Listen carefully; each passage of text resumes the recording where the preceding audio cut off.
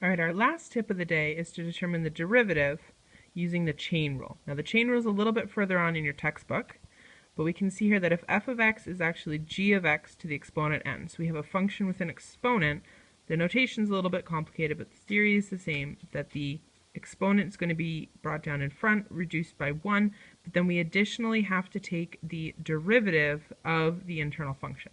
Easiest learned with an example. So if our function is actually x plus 1 squared, we obviously could expand and simplify that first, or we could take the derivative by bringing the exponent down in front. You leave the inside function alone, and then you reduce the exponent, so that would be a 1 there. And then x plus 1, if you take the derivative, you just get 1. And then if you simplify, you get 2x plus 2.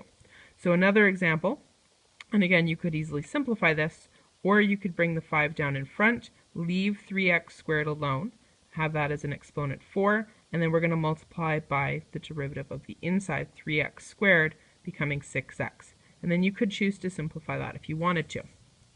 And our third example, and this is the one that's going to be useful for class, is that if you have a function that's written like this, we have a bit of a problem because we don't know any rules for fractions.